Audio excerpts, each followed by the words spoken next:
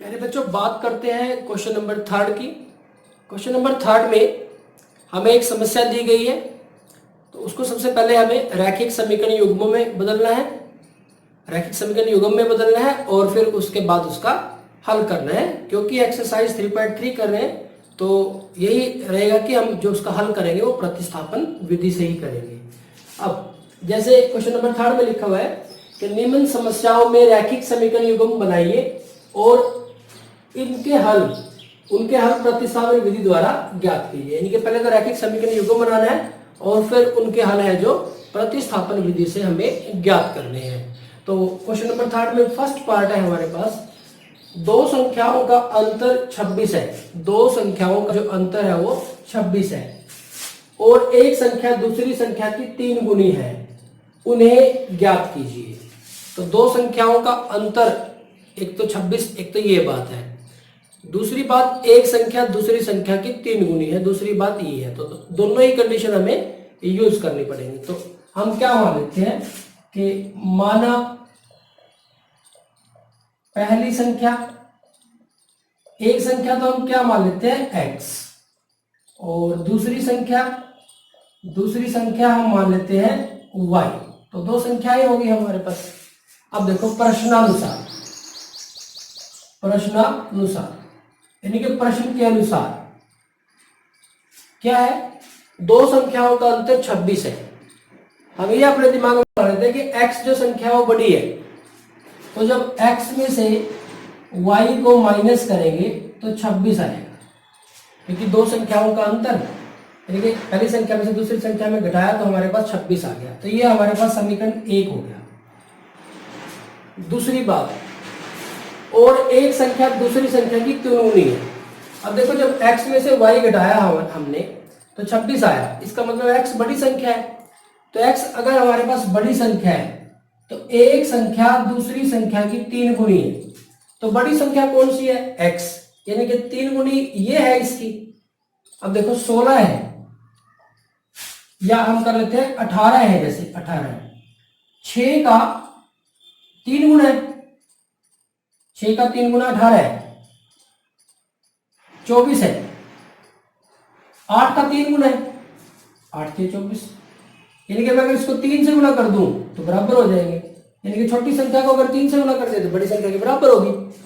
अब x y का 3 गुना है, अब अगर मैं y को 3 से गुना कर दूं यानी कि 3y बना दूं तो दोनों क्या हो जाएंगे, ये बराबर हो जाएंगे। तो ये हमारे पास समीकरण 2 हो गया।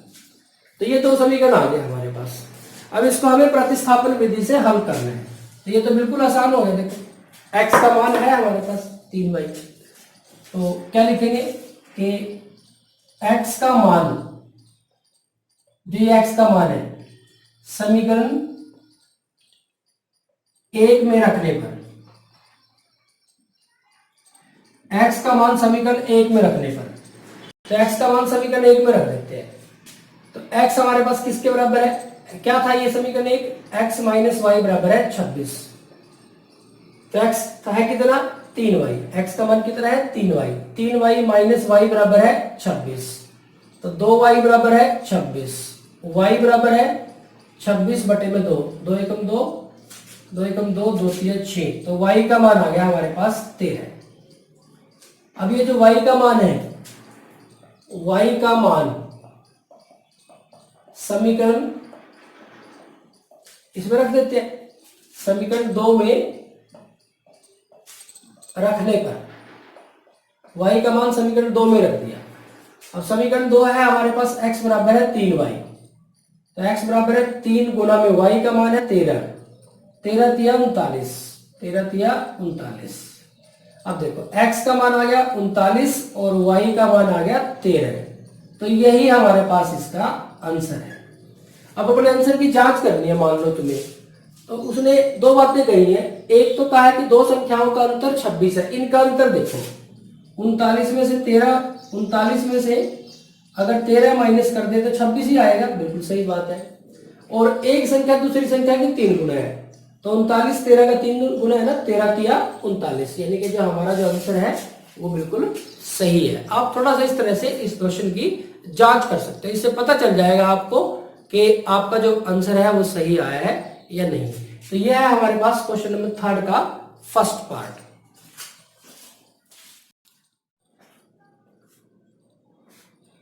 ठीक इसी तरह से क्वेश्चन नंबर 3 का सेकंड पार्ट है हमारे पास, दो संपूरक कोणों में बड़ा कोण छोटे कोण से 18 डिग्री अधिक है। दो संपूरक कोण है हमारे पास, दो संपूरक कोण है हमारे पास,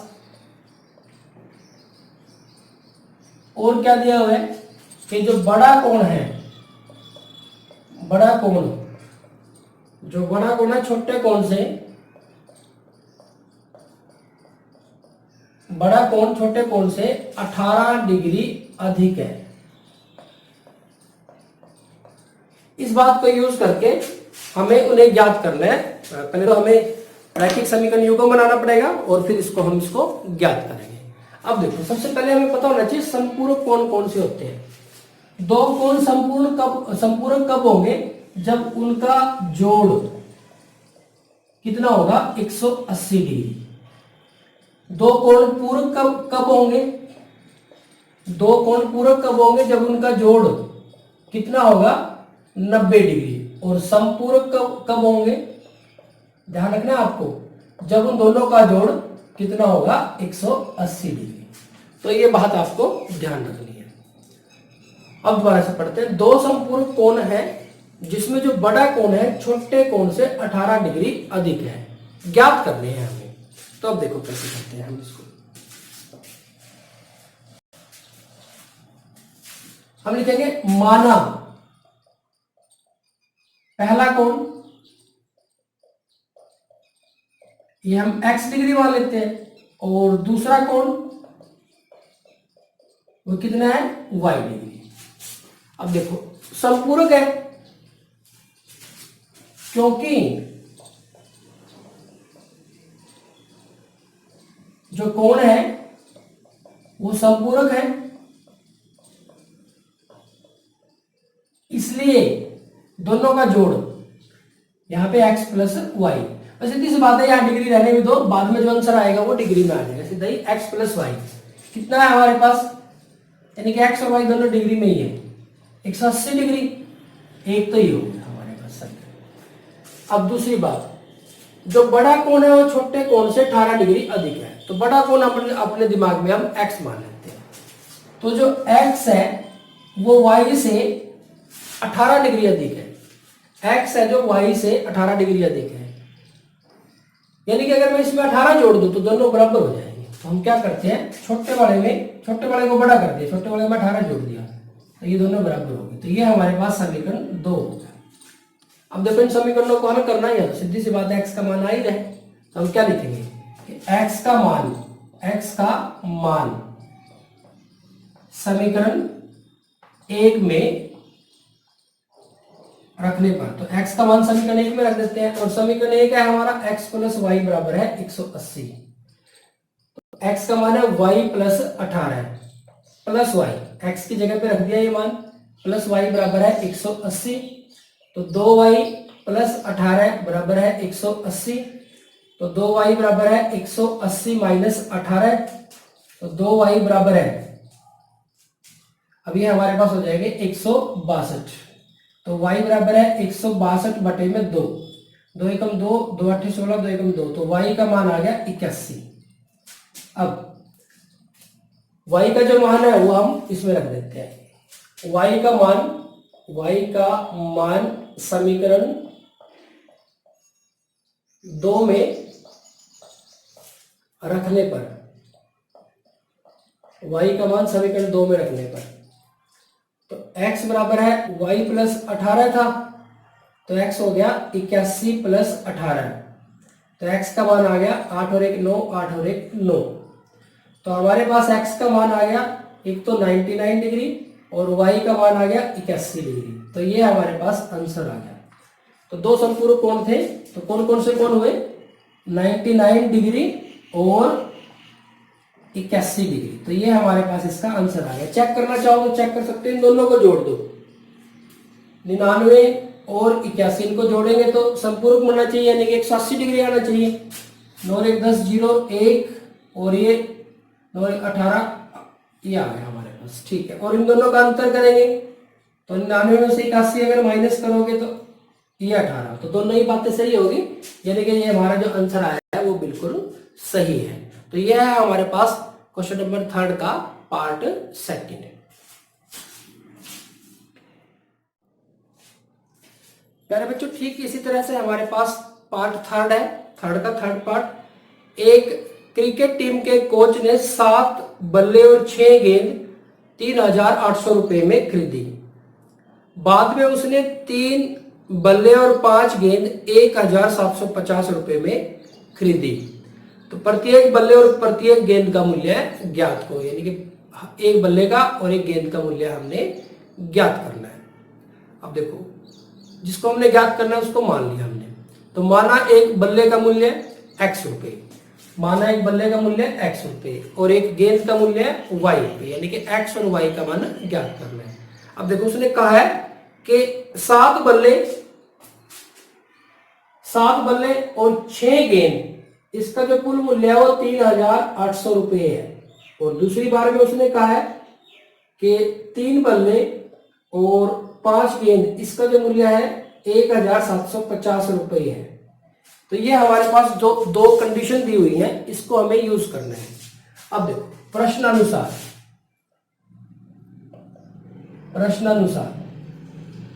उसने कहा कि 7 बल्ले और 6 गेंद का मूल्य 3,800 रुपए है। एक बल्ले का मूल्य कितना है? x रुपए। तो 7 बल्लों का मूल्य कितना होगा? 7 से गुना हो जाएगा, यानी कि कितना हो जाएगा? 7x। इसी तरह से एक गेंद का मूल्य y रुपए है, तो 6 गेंद का मूल्य कितना हो जाएगा? 6y। दोनों को प्लस कर देंगे, किसके बराबर है? टोटल बिल बन जाएगा, कितने का बिल बना? 3,800 रुपए का। तो ये समीकरण 1 हो गया।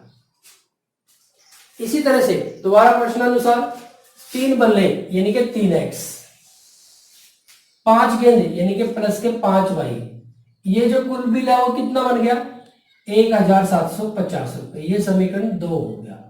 अब इन दोनों समीकरणों को हमने हल करना है। अब पहले वाले समीकरण में से मान निकाल लो x का या y का, या दूसरे में से x का मान निकाल लो। वो आपको क्या करना है? एक दूसरे में प्रतिस्थापन विधि से हल करना है, जैसे मर्जी कर लो। अब हमारे पास यहाँ पे x के साथ छोटी संख्या लिखी हुई है, तो हम यही कर सकते हैं, यहां से x का मान निकाल लेते हैं। तो आपकी मर्जी है, जहां मर्जी से निकाल लो। फर्स्ट में से x का मान निकाल लो, फर्स्ट में से y का मान निकाल लो, सेकंड में से x का मान निकाल लो, सेकंड में से y का मान निकाल लो, कुछ भी कर लो, आपकी मर्जी है। तो मैंने क्या किया? सेकंड में से निकाल लो। 3x बराबर है 1,750 माइनस 5y, और x बराबर है 1,750 माइनस 5y और बटे में 3। तो क्या लिखेंगे? इसको हमने समीकरण 3 मान लिया। तो x का मान समीकरण, अब एक बात ध्यान रखोगे, x का मान समीकरण 2 से निकाला तो 1 में रखोगे, समीकरण 1 में रखने पर। तो x का मान समीकरण 1 में रख दिया। अब हमारे पास समीकरण 1 है, यह हमारे पास 7x जमा 6y बराबर है 3,800 रुपए। तो 7 गुना में x का मान है 1,750 माइनस 5y बटे में 3 प्लस 6y बराबर है 3,800 रुपए। तो ये हमारे पास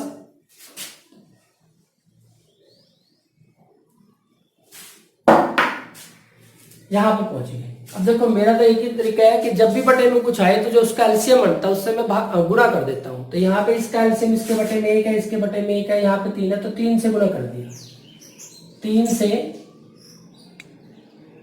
गुणा करने पर 3 से गुणा कर दिया तो यहां से 3 कट जाएगा, तो ये आ गया 7 गुना 1,750 माइनस 5y प्लस 3 से गुणा किया तो ये 18 हो जाएगा, 18y। और इसको 3 से गुणा करेंगे, 3 8 24, 4 3 3 9 और 2 11। तो ये आ गया हमारे पास। अब इसको देखो, गुणा करेंगे 7 से 0, 7 5 35, 5 7 7 49 और 3 52, 2 5 और 7 1 7 और 5 12 माइनस 7 5 35y, 35y और प्लस के 18y, ये हो गया 11,400। अब यहाँ पे 12,250 माइनस के, क्योंकि माइनस के 35y है और प्लस के 18 है, तो माइनस के बचेंगे, तो ये 17 बच गए। 17y बराबर है 11,400, तो माइनस 17y ये आ जाएगा 11,400 माइनस 12,250, तो माइनस 17y बराबर है। अब यहां से हम क्या करते हैं, 11,400 है एक तो हमारे पास, और एक है 12,250, तो माइनस कर लेते हैं।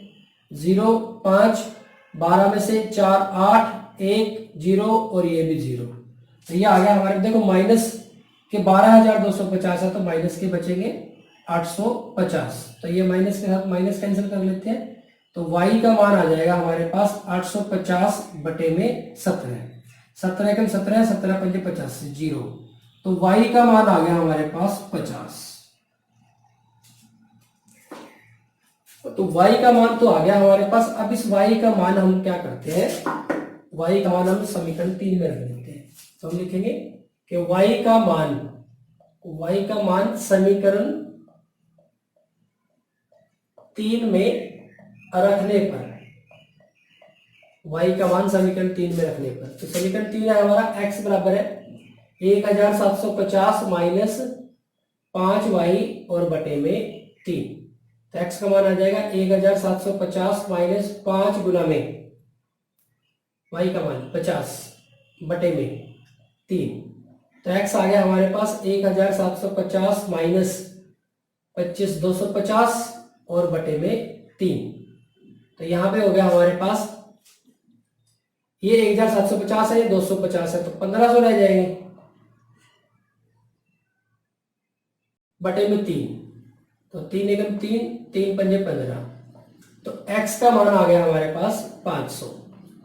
अब देखो x का मान आया 500 रुपए और y का मान आ गया 50 रुपए, तो ये हमारे पास आंसर आ गया इसका। तो आप लिख सकते हो कि एक बल्ले का मूल्य ये आया 500 रुपए और एक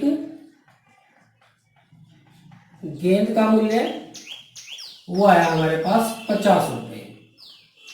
चेक कर लेते हैं, थोड़ा सा चेक कर लेते हैं, आंसर तो आ गया। अभी आंसर सही है कि नहीं इसको थोड़ा सा चेक कर लेते हैं। अब उसने कहा था कि 7 बल्ले और 6 गेंद का मूल्य 3,800 है। अब देखो एक बल्ले का मूल्य कितना है 500 रुपए, तो 7 बल्लों का मूल्य 7 पंजे 35 यानी कि 3,500 रुपए हो गया। एक गेंद का मूल्य 50 रुपए और गेंद कितनी है 6, तो 50 ठीक है 300, 300 रुपए ये हो गया। टोटल बिल बनाया हमने 0 0 3,800 ही बना, तो बिल्कुल सही है। एक से काम चल जाएगा, दोनों से चेक करने की जरूरत नहीं है, लेकिन कम से कम एक से जरूर चेक कर लेना। तो प्यारे बच्चों ये है हमारे पास क्वेश्चन नंबर 3 का थर्ड पार्ट।